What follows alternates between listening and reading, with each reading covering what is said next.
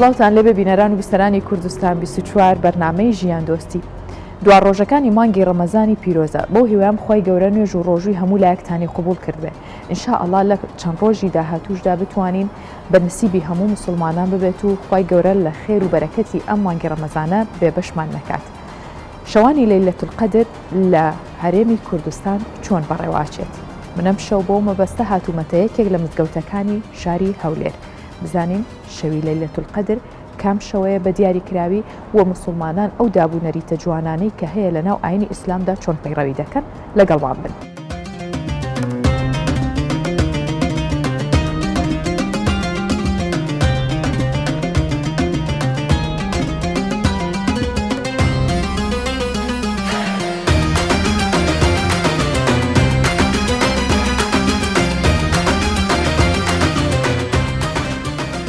ئاینی ئیسلام ئاینی پێکەوە ژیان و ژیان دۆستی و هەموو دابوونەریتە جوانەکانە بە تایبەت لەم چەند شەوەی کۆتاییدا کە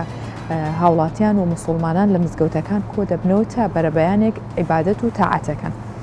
من لە مامۆستای مزگەوتەکە پرسم سڵاو لێبێ مامۆستا سڵاوی خوارد لێبێ پێمان بڵێ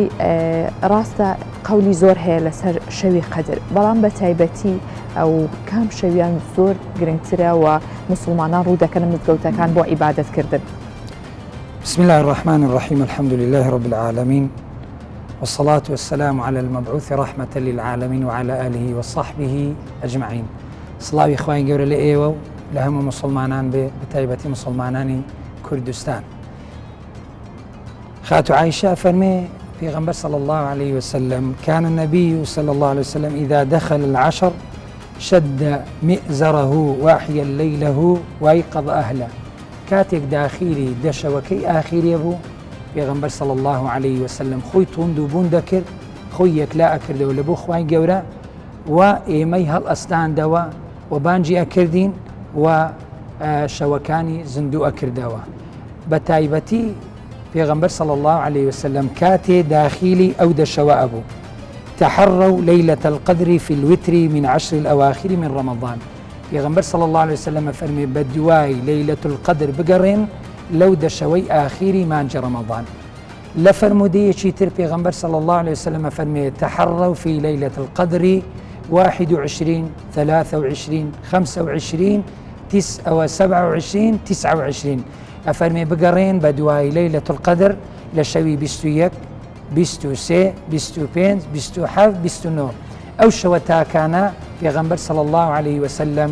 دیاری کردووە کە بە دوای بگەڕێن بەڵام بە شکلێکی عام ناوی شەوەکانی وەکو دەشەوی ئاخیری هێناوە کە لەو دەشەوەدا لەیلەتول قەدر لی دەرناچێت و مسلمانان هانەدا تا لەو دەشەوەدا خۆیان مەشغول بکەن و یەکلا بکەنەوە و هەتا مستەقبەل و داهاتووی خۆیان و ماڵ و منداڵیان داوا بکەن لە خوای گەورە. ئینشاءالله خوالیان قبولکە. مامۆستا جاران خەڵک زۆربەی کار لە ماڵەکانی خۆیان بەڵام ئێستا سواز بخوا لە هەموو نزیکی کۆڵان و گەڕەکێک مزگەوتێک هەیە یان ئەوترا ئەگەر مزگەوتەکە تا ڕێگەکە و دوورتر بێ عیبادەت و خێرەکەی زیاترە بۆ ئەم سەردەمەی ئێستا چۆنە؟ هەموو کات چوون لە بۆ مزگەوت و ماڵی خوای گەورە چوون لۆ شوێنێک ینی ئینسان بە دوای عەوداڵە بە دوای ئەگەڕێ هەر شوێنێکی بووی ئەرض اللهی واسعە ئەرزی خوای گەورە فراوانە بەڵام لە بۆ مزگەوتیش ئینسان چەند دوور بڕوە ئاساییە مزگەوتێک لێرەیە من حەزم بە مزگەوتێکی ترە من لە گەڕەج 32 حەزم بە مزگەوتێکی ڕەج شۆڕشە تەیراوێ شوێنی ترە ئاساییە خوای گەورە ڕێگامان لێ ناگرێت و چەند دوور بێ شوێنەکە دوور بێ چەند ئەزیەت ببینی چەند بە پێیان بڕوە حتا لە ڕۆژی جومعە ئینسان چەند بە پێ بڕوە خوتوەیەک و هەڵوەرینی گونا و تاوانە و نووسینەوەی چاکە و حەسەناتە لە بۆ ئەو کەسە لە لای خوای گەورە. لە بۆ مەسەلەی لەیلەتول قەدریش ئینسان تا بە پێ ئەڕوە بۆ مزگەوت و ماڵی خوای گەورە ئەڕوە منداڵی خۆی لەگەرەخۆ بە خێزانی خۆی لەگەرەخۆ بە ئێستامە بە نزگەوت ئەو مزگەوتە قاعی ئافرەتانمانەیە بە چاوی خۆتانە بینن منداڵ و پیر و لا و پەککەوتە و دەوڵەمەند و هەژار و سپی پێست و چاوشین و چاوڕەش و ئاوانە هەمووی لە یەک سەفە فەرق نییە. ئێستا جەنابەت نازانی ئەمن نازانم چێ دەوڵەمەندە چێ هەژارە چێ محتاجە چێ فرانە هەموویان کۆبووینەوە لە ناو ماڵی خوای گەورە لەبەرەوەی لێرە جوانیەکە لێرە بە دیارەکەوێ مزگەوت و ماڵی خوای گەورە بوویتە شوێنی یەکڕێزی مسلمانان فەرق نییە ئەوە دەوڵەمەندە ئەوە هەژار ئەوە نەدار ئەوە دوورە ئەوە ماڵی لە جیرانی مزگەوتەوە لە دوور لە شوێنێکی ترە جوانیەکەی لەوەیە هەمومان لە یەک سەف کۆبووینەوە وەسافاتی سەفا وەکو یەک سەف بەڵکو ئەهلی زەوی کۆبوویتەوە لەو دەشەوانەدا داوا ئەکا لە ئەهلی ئاسمان لە خوای گەورە و جوانیەکەی تری لە بەرگێکی تری خوای گەورە لەو شەوانەدا إنا أنزلناه في ليلة القدر وما أدراك ما ليلة القدر ليلة القدر خير من 1000 شهر تنزل الملائكة والروح فيها بإذن ربهم من كل أمر سلام هي حتى مطلع الفجر أجا إنسان بداية سورة وربقري كافر يا رسول الله إيما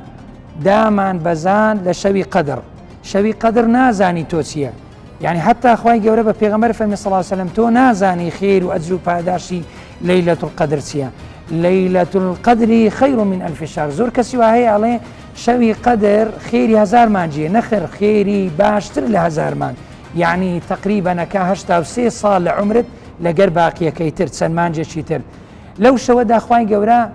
يعني شويك وكو مهرجانك تسون تشبيه نبي ولله مثل الأعلى إنسان صالانه یادی شتە کاتەوە بەڵام خوای گەورە لە شەوی قەدر یادی میهرەجانی دابەزینی قورئانە کاتەوە بۆ سەرسەری ئومەتی پێغەمبەر صلی الله عليه وسلم لەو شەوەدا جوبریل دائەبەزێ ئەمین يعني والروح فيها ناوی جوبریل بە بەڕوح حتى ڕوحیش دائەبەزێ يعني جوبریلیش لە گەریان دائەبەزێ لەو شەوەدا خێر و بێر و سەلامی خوای گەورە دائەبەزێ بەسەر مرۆڤایەتی سپاسنە بە خوای گەورە خاستان ئێستا لە کوردستانی خۆشمان خوای گەورە لەو دەشەوانەدا جوابی ئەو خەڵکەی داوە چەند لە مێژە خەڵک فەلاح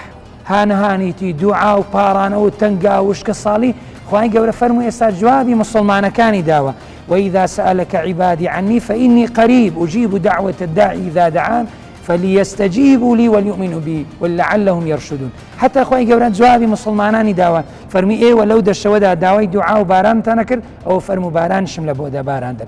لەبەرەوەی ئینسان بەڕاستی حتى ئافرەتان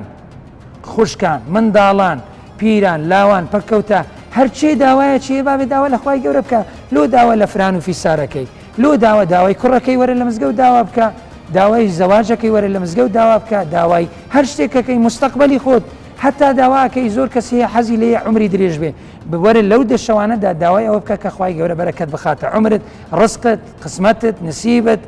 دووربوون لە بەڵام مصیبەت یعنی ئێمە ئەو دکتۆر و دکتۆرەکەین تا خۆمان عیلاجەکەین وەرە لەو دەشەوانەدا دوعا بکە لە خوای گەورە کە خوای گەورە پشت و پەنات بێ و پەنات بدات تا تووشی نەخۆشی و کوشندەت نەکە تا خێر و بێری ئاسمان دابارێنێ بەسەر زەوی ئینشاءالله خوا نوێژ و ڕۆژی هەموو لایەک قبول بکە زۆر سپاس مامۆستا دەستان خۆش خوای گەورە موفقتان بکە و دووبارە بەخێر بێن وەسەلام عەلەیکم ورحمة الله تعالى وبركاته ماندوومان کردی سپاس دەکەین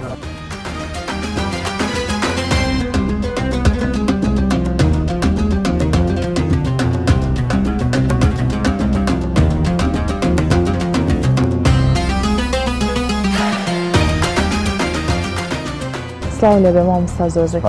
باشن مامۆستا جاران خەڵک زیاتر لە ناو ماڵەکانی خۆیانە شەوانی لەیلەتول قەدریان بەسەرە بێت کەمتر مزگەوتە بوو بەڵام ئێستا مزگەوتەکان زۆرن بۆ پێی کە هاوڵاتیان زۆریان ئەمە وای کردووە کە ژیان دۆستی یاخود تێکەڵاوێکی زۆرتر و یەکگرتنێکی زیاتر هەبێ بە تایبەت لە شەوانی قەدرا کە خەڵک زۆرتر یەتە ناو مزگەوتەکانەوە واللهی ڕاست دەکەی لەبەرەوەی ئێستا کە مزگەوتەکان زۆرن ستارگەڕەکی مە چار مزگەفتی هەیە دوی دیکەش ئێستاوا دروست دەکرێت مەسەلەن جاران ئەوەندە مزگەفتە زۆرە نەبوو و خەڵکەکەش زیاتر یەکتر دەبینی و زیاتر لەگە یەکتری تعارفات دروست دەبیتن و شەوی لەیلەتە قەدریش بەخۆی شەوەکانی لەیلەتە قەدر ئەو دەشەوەی ئەخێری خاستان خەرک دابنیشیتن شتێکی پیرۆز و باشە ینی خێری 83 ساڵی پێدەبڕێتن بە یەک شەوی ینی شتێکی زۆر زۆر باشە خەرک وا باشە لە دەست خۆی نەدا و شتێکی زۆر باشە مامۆستا زیاتر پیاوان یانە مزگەوتەکان یاخود خێزانەکانی ژیان بەیەکەوە منداڵەکانی ژیانە هێنن ئەمە وای کردووە ئایا دیاردێکی خراپ دروستکە یاخود باشترە هەم پەیوەندیەکی ئاینی و هەم پەیوەندیەکی کۆمەڵایەت و توندکردنەوەی ئەو دابوونەریتە ئاینی و کۆمەڵایەتی و کوردەواریانەشە بەخوای لە ناو مزگەفتە دائیمەن باشترە قەت خراپ نییە لەبەرەوەی ژنەکان قاعی خۆیان هەیە بەتەنیا و منداڵەکانیشیان لەگەریانە کێشەی وای نییە و پیاوەکانیش جێی خۆیان هەیە ئەویش کێشەیان نییە و هەریەکی لای خۆیتی و شتێکی زۆر باشە و پەیوەندی تونند و تۆڵ دەبیتن و منداڵەکانیش فێرە ئاین دەبن زووتر و ژنەکانیش ئاینەنجی خۆیان هەیە مەسەن جاران ئەو قاعی ژنانە و بەڕاستی ئێستا کە زۆر باشتر ئەو شتانە هەیە. باشە مامۆستا و دابوونەریتە جوانانەی کە لە مزگەوتەوە هاوڵاتیان ئەتوانن وەری بگرن زیاتر ئایا پێویستەکە هەر خۆیان بێ و دواتر بۆ خێزانەکانیان گەڕنەوە یاخود لێرە بنیان کامانە نەو دابوونەریتانە؟ خی دابوونەریتی جوان لە ناو مزگەفت خەرک فێر دەبی مەسەرەن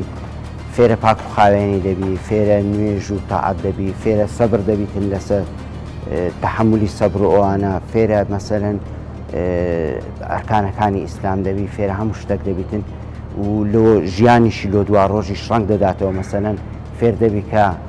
درۆکردن گوناحە کە فێرکردن گوناحە ئەوانە هەمووی تەسیر دەکاتن لە بۆ دوا ڕۆژی لە بۆ مجتەمەعەکەی لە بۆ هەموو شتێکی تەسیری باشی هەیە. مامۆستا تا چەند ئاشتی و ئارامی هەرێمی کوردستان کاریگەری هەیە لەسەرەوەی کە ئەم شەوە ئاینیانە بە بەرز و پیرۆز ڕابگیرێت؟ وەڵڵا هەربەتە ئەگەر خەرک یعنی بترسێتن و نەتانی بێتە دەرێ لە مارێ و خەتەریات هەبی لەسەری ناوێری بێتن مەزبورە لە مارێ تاعات و عیبادەتەکەی خۆی بکاتن بەس دەزانی کەوا هیچ نییە و مەسەرەن ئەمن ڕێشم دوورە بە پێیان دێ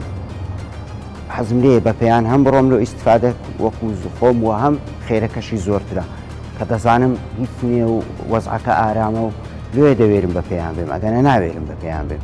یان لەوانەیە گەز بزانم زۆر خەتەرە نەوێرم بێمە مزگەفتێش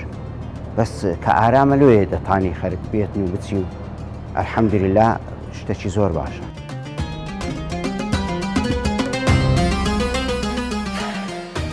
ئاشتی و ئارامی هەرێمی کوردستان وای کردووە موسڵمانان بەبێ ترس و بەدڵنیایی بتوانن هەر کاتێک بێ سەردانی مزگەوتەکان بکەن و عیبادەتی خۆیانی تا بکەن بە تایبەت لە شەوانی قەدردا کە تا بەرەبەیان لە ناو مزگەوتەکاندا موسڵمانان لێرەن و عیبادەت و نوێژ و ڕۆژوەکانیان دەکەن. بەو هیوایەم هەمیشە خی گەورە نوێژ و ڕۆژووی هەموو لایەک قوبوڵ بکات و کوردستانمان ئاوەدان بکە تا ژیان دۆستێکی دیکە ماڵەوە.